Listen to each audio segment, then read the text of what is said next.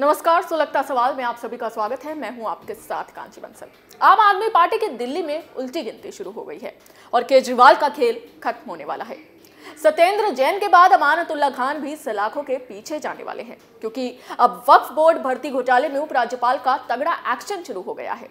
उपराज्यपाल ने गृह मंत्रालय से दिल्ली वक्फ बोर्ड के पूर्व सीईओ और आईएएस अधिकारी एसएम अली के खिलाफ अनुशासनात्मक कार्रवाई करने की सिफारिश कर दी है। एसएम अली पर आरोप है कि उन्होंने दिल्ली वक्फ बोर्ड के तत्कालीन अध्यक्ष अमानतुल्लाह खान के कहने पर ही अवैध प्रस्तावों को मंजूरी दी थी। यानी पूरे खेल का मास्टरमाइंड अमानतुल्लाह खान है और उनके कहने पर ही बाकी के अधिकारियों ने वक्फ बोर्ड में जमकर धांधली की।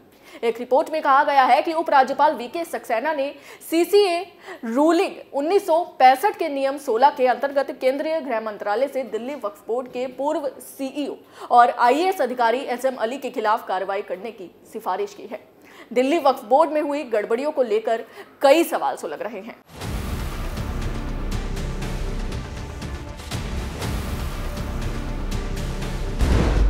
क्या वक्फ बोर्ड घोटाले का मास्टरमाइंड है अमानतुल्लाह? क्या अमानतुल्लाह के कहने पर करोड़ों का घपला हुआ?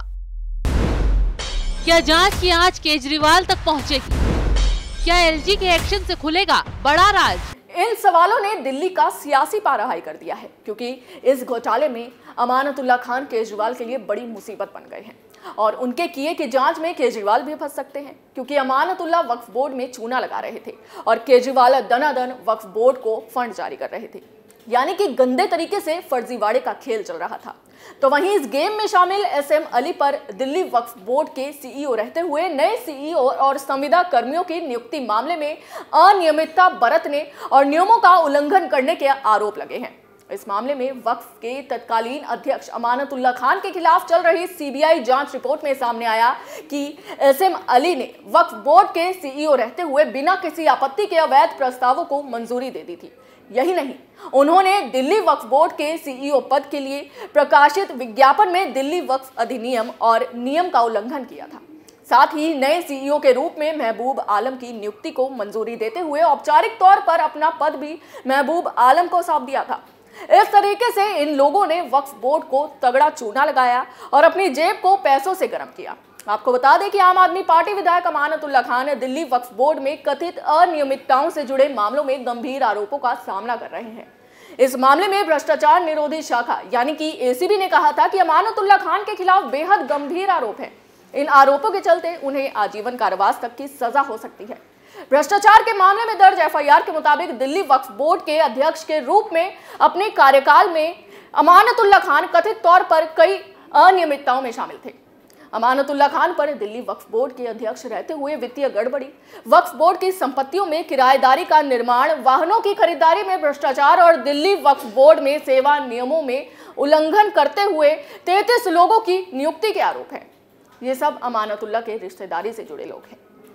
इन तमाम आरोपों को लेकर ही एंटी करप्शन ब्यूरो ने साल 2020 में अमानतुल्लाह खान के खिलाफ भ्रष्टाचार निवारण अधिनियम और भारतीय दंड संहिता के अलग अलग प्रावधानों के तहत केस दर्ज किया था और जांच आगे बढ़ी तो कई चौंकाने वाले खुलासे हुए, जिनको देखते हुए एसीबी कोर्ट पहुंची और तुरंत कहा कि अमानतुल्लाह खान को जेल में जीवन भर के लिए डालना जरूरी है, क्योंकि उन पर जो आरोप लगे हैं वो बेहद गंभीर हैं।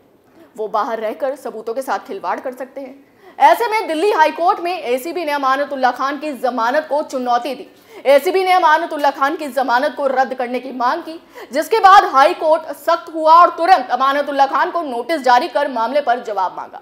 एसीबी का कहना है कि आम आदमी पार्टी के नेता के खिलाफ आरोप इतने गंभीर हैं कि उन्हें आजीवन कारावास तक की सजा भी हो सकती है।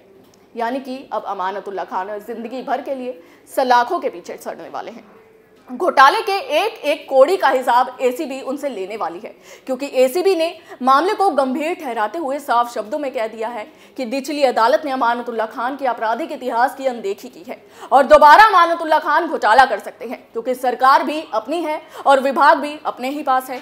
यानी कि पहले तो अमानतुल्लाह खान केजरीवाल के बेहद करीबी हैं और अभी भी वक्फ बोर्ड के अध्यक्ष हैं, इसलिए एसीबी को अमानतुल्लाह खान से खतरा लग रहा है। और दूसरी बात ये कि अमानतुल्लाह खान केस में आरोपी होकर खुलेआम घूमेंगे तो सबूत के साथ भी छेड़छाड़ कर सकते हैं। इसलिए अब अमानतुल्लाह खान को गिरफ्तार करने के लिए एसीबी ने उनकी जमानत को चुनौती दे दी है। वहीं दूसरी तरफ केजरीवाल वक्फ बोर्ड पर पैसे लुटाकर अमानतुल्लाह खान पर मेहरबानी दिखाना कम नहीं कर रहे हैं। वो इतना पैसा वक्फ बोर्ड पर बेवजह लुटा रहे हैं जिनकी गिनती भी चौंकाने वाली है। हाल ही में एक आरटीआई से खुलासा हुआ था कि सीएम केजरीवाल ने दिल्ली वक्फ बोर्ड को लगभग 101 करोड़ रुपए दिए थे। केजरीवाल ने वक्फ बोर्ड पर पैसे लुटाए। 7 साल में वक्फ बोर्ड को 1001 करोड़ दिए। पिछले 1 साल में दिए 62 करोड़ रुपए। साल 2019-20 में 22 करोड़ 72 लाख 50 हजार रुपए दिए। 2018-19 में 8 करोड़ 85 लाख 69 हजार रुपए दिए। ये पैसा मौलवी मौलानाओं को खुश करने के लिए पहुंचाया जा रहा है ताकि वोट बैंक बना रहे और अमानतुल्लाह खान भी गपलेबाजी कर अपनी जेब गर्म रख सके। लेकिन एसीबी की नजर वक्फ बोर्ड में घुन लगाने वालों पर टेढ़ी हो गई है। वहीं दूसरी तरफ इस मामले में राउज एवेन्यू की एक विशेष अदालत ने आम आदमी पार्टी विधायक अमानतुल्लाह खान और 10 अन्य को समन जारी किया है। मामला वही 2016 में दिल्ली वक्फ बोर्ड के तमाम पदों पर नियमों के खिलाफ भर्तियों के आरोपों से जुड़ा है। अदालत ने सीबीआई की चार्जशीट पर संज्ञान लिया और इसमें आरोपी 11 लोगों को समन जारी करते हुए उन्हें 23 नवंबर को कोर्ट में हाजिर होने का निर्देश दिया। कोर्ट ने आदेश में कहा कि चार्जशीट की सामग्री और उसके साथ पेश दस्तावेजों को देखने पर यह अदालत मानती है कि सभी 11 आरोपी लोगों के खिलाफ आपराधिक साजिश के तहत भ्रष्टाचार के लिए कार्रवाई आगे बढ़ाने के लिए पर्याप्त आधार है। जांच एजेंसी का आरोप है कि अमानतुल्लाह खान ने अन्य आरोपियों के साथ आपराधिक साजिश के तहत वक्फ बोर्ड के सीईओ और अन्य पदों पर गलत तरीके से नियुक्ति की, जो कानून के खिलाफ और मनमानी थी। सीबीआई की चार्जशीट में अमानतुल्लाह खान और आलम पर उन नियुक्तियों के लिए अपने आपराधिक पद के गलत इस्तेमाल का आरोप भी लगाया गया। अदालत ने माना कि जांच अधिकारी ने इन आरोपों के समर्थन में पहली नजर में पर्याप्त सबूत जुटाए हैं। अदालत ने गौर किया कि इस केस में किसी भी गिरफ्तारी के बिना फाइनल रिपोर्ट पेश की गई। सीबीआई के मुताबिक मामले की जांच अभी जारी है, जिसके लिए आगे सप्लीमेंट्री चार्जशीट भी पेश की जा सकती है। सीबीआई के मुताबिक उसका केस एसीबी से बिल्कुल अलग है। एसीबी का केस 2018-19 की नियुक्तियों में अनियमितता के आरोपों से जुड़ा है। तब अमानतुल्लाह खान का वक्फ बोर्ड के अध्यक्ष के तौर पर दूसरा कार्यकाल था, जबकि सीबीआई का केस अमानतुल्लाह के पहले कार्यकाल के दौरान अवैध भर्तियों से जुड़ा है, जो मार्च 2016 से लेकर अक्टूबर 2016 के बीच की गई थी। लेकिन दोनों की मामले गंभीर हैं और सिस्टम को बर्बाद करने वाले हैं। ऐसे में अब सीबीआई अपनी जांच आगे बढ़ा रही है और एसीबी ने आगे सख्ती दिखाते हुए पहले अमानतुल्लाह खान को जेल में डालने की अपील कर डाली है। सुलगता सवाल में आज के लिए बस इतना ही। नए मुद्दे के साथ आपके सामने फिर हाजिर होंगे। तब तक के लिए देखते रहिए कैपिटल टीवी। जय हिंद।